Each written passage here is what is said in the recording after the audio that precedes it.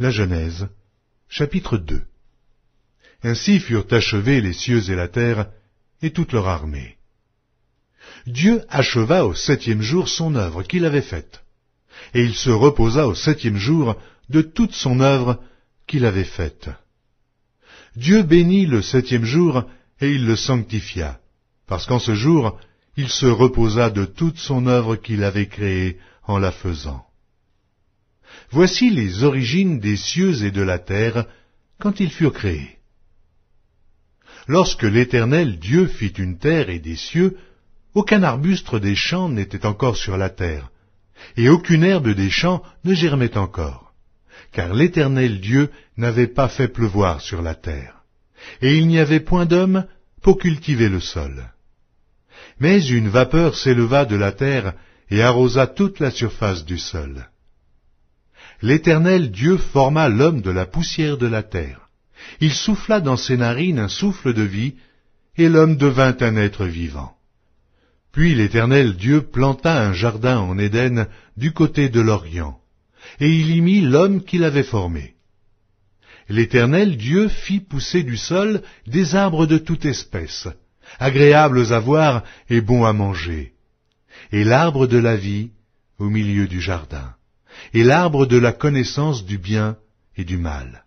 Un fleuve sortait d'Éden pour arroser le jardin, et de là, il se divisait en 4 bras. Le nom du premier est Pishon. C'est celui qui entoure tout le pays de Havila où se trouve l'or. L'or de ce pays est pur. On y trouve aussi le bdolium et la pierre d'onyx. Le nom du second fleuve est Gihon. C'est celui qui entoure tout le pays de Cush. Le nom du troisième est Hidékel. C'est celui qui coule à l'orient de la Syrie. Le 4e fleuve, c'est l'Euphrate. L'Éternel Dieu prit l'homme et le plaça dans le jardin d'Éden pour le cultiver et pour le garder. L'Éternel Dieu donna cet ordre à l'homme. Tu pourras manger de tous les arbres du jardin, mais tu ne mangeras pas de l'arbre de la connaissance du bien et du mal, car le jour où tu en mangeras, tu mourras. L'Éternel Dieu dit, il n'est pas bon que l'homme soit seul. Je lui ferai une aide semblable à lui.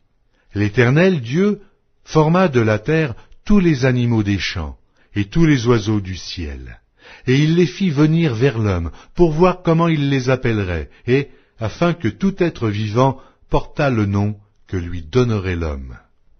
Et l'homme donna des noms à tout le bétail, aux oiseaux du ciel et à tous les animaux des champs. Mais, pour l'homme, il ne trouva point d'aide semblable à lui. Alors l'Éternel Dieu fit tomber un profond sommeil sur l'homme qui s'endormit. Il prit une de ses côtes et referma la chair à sa place. L'Éternel Dieu forma une femme de la côte qu'il avait prise de l'homme, et il l'amena vers l'homme. Et l'homme dit, voici cette fois celle qui est os de mes os et chair de ma chair. On l'appellera femme, parce qu'elle a été prise de l'homme. C'est pourquoi l'homme quittera son père et sa mère et s'attachera à sa femme, et ils deviendront une seule chair. L'homme et sa femme étaient tous deux nus, et ils n'en avaient point honte.